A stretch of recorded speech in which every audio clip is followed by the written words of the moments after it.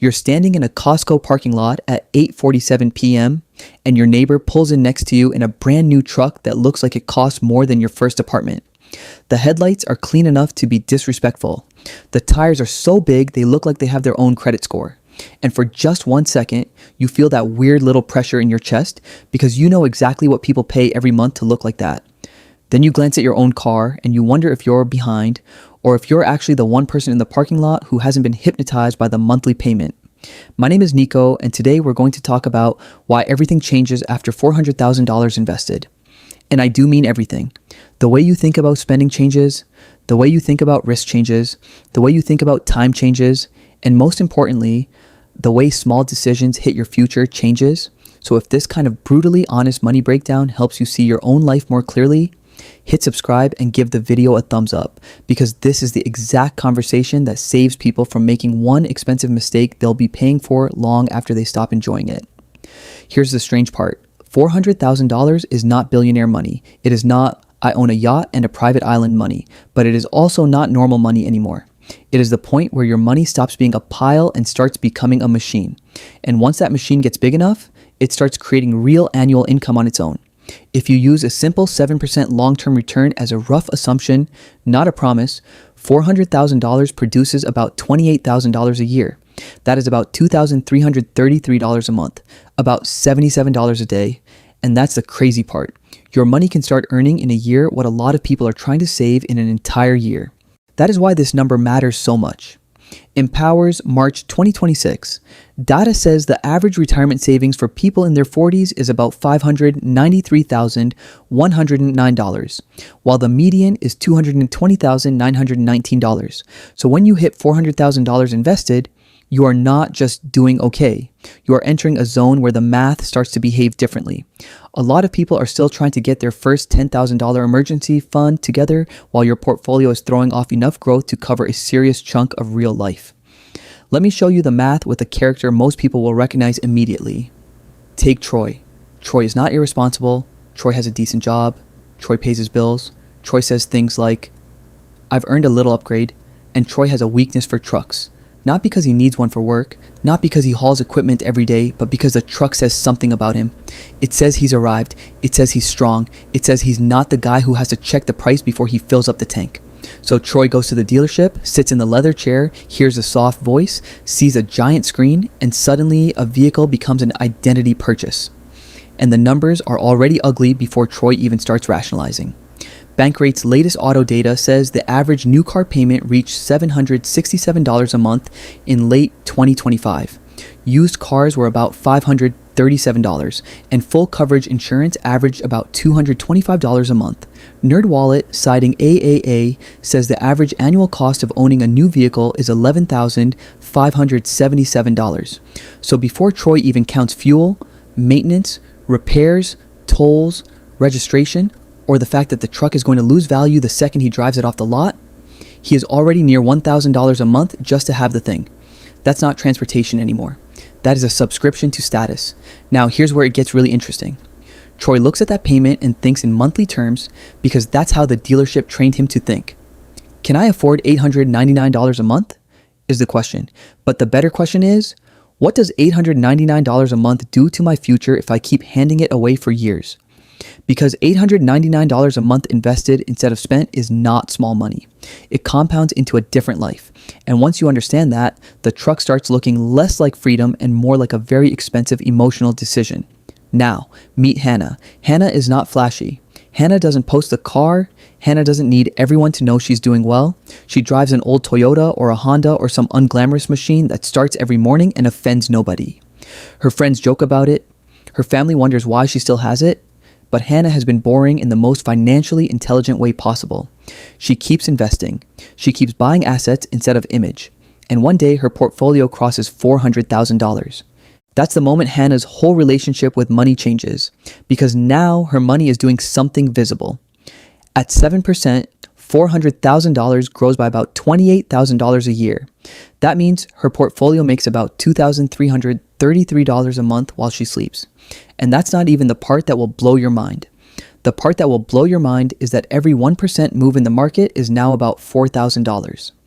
A boring little 2% market swing is $8,000. A 5% move is $20,000. Suddenly, the numbers in her account start feeling like real-world salaries, not just abstract balances on a screen. And that changes behavior. It changes the emotional temperature of everything. When your account is small, you think in purchases. When your account gets big enough, you start thinking in opportunity cost. You stop asking, do I want this? And start asking, what does this cost me later? That is the exact moment wealth starts becoming a mindset instead of a target. Because the math is brutal. A $10,000 decision today does not say a $10,000 decision. At 7%, it becomes about $14,026 in 5 years, about $19,672 in 10 years, and about $38,697 in 20 years. So when somebody says it's just one nice vacation, or it's just one upgrade, or it's just one time, what they are really saying is, I'm okay with this becoming a much more expensive decision later. Most people never see the future cost because the future cost does not come with a receipt. It shows up as a smaller nest egg, later retirement, more pressure, less flexibility, and a life that feels a little tighter than it needed to feel. Here's the psychological layer nobody wants to talk about. The bigger your portfolio gets, the more society tries to pull you into spending it. People don't just sell products, they sell identities. They sell the feeling of being successful, admirable, masculine, sophisticated, adventurous, or finally not behind. Dealerships know this, luxury brands know this, social media knows this. They are not just trying to move inventory, they are trying to make you feel like your current life is temporary and your next purchase is your real life. And if you're not careful, you end up financing a costume. That's why $400,000 is such a dangerous and powerful threshold. Dangerous because it gives you enough room to start feeling invincible. Powerful because it gives you enough room to start getting serious. At smaller account sizes, bad decisions feel visible. At $400,000, bad decisions start to feel invisible. A $5,000 mistake becomes easy to dismiss. A $15,000 splurge feels emotionally survivable. But the portfolio doesn't care about your mood, it only cares about math. And math compounds whether you respect it or not. This is where a lot of people get trapped because they think wealth is about having permission to spend more. It's actually about having more options, which is different. A person with $400,000 invested does not need to prove they made it. They get to decide what made it even means. That's a subtle shift, but it's huge. One version of success is performing success. The other version is having the freedom not to perform at all. And to be fair, let's not pretend every expensive thing is stupid. You may need a reliable car, your old one may actually be a liability, you may need a bigger home because your family grew, you may want to travel because life is short and experiences matter. None of that is wrong. The point is not to become a financial monk living on rice and regret. The point is to know the real cost before you convince yourself you're being reasonable. Because there is a massive difference between buying a tool and buying a signal. There is a massive difference between a car that serves your life and a car that quietly begins to own your life. And that's where most objections fall apart. People say, but I need a truck? Fine. Maybe you do, but do you need the $1,000 a month version or do you need the useful version? People say, old cars break down. True, they do, but new cars break your budget. People say, you can't take it with you. Also true, but you also can't take with you the stress of being one repair away from a credit card balance. You can't take with you the peace of mind that comes from having options. You can't take with you the years you had to work harder because you wanted the newer thing right now. So yes, spend money, live your life, enjoy it, just don't pretend every expense is equal. Here's another way to see it. At $400,000 invested, if you keep compounding at 7%, your money could turn into about $786,861 in 10 years. In 20 years, it could become about $1.55 million. In 25 years, about $2.17 million. If the return is 8% instead, you're looking at roughly $863,570 in 10 years, $1.86 million in 20 years, and about $2.74 million in 25 years. No extra heroics, no perfect timing, no viral side hustle, just time doing what time does when you stop interrupting it. But here's the part that really changes how you feel about money. Once you're at $400,000, one more year of discipline starts to matter more than one more year of impulse. One more upgrade in your lifestyle can cost you real years of future freedom. One more major purchase can become a chain of smaller costs behind it. One more, I deserve this, can quietly become the reason you're still saying maybe next year to the things you actually care about. Because the goal is not just to get rich, the goal is to become the kind of person who understands the real trade-off behind every purchase. That person does not ask, can I squeeze this payment in?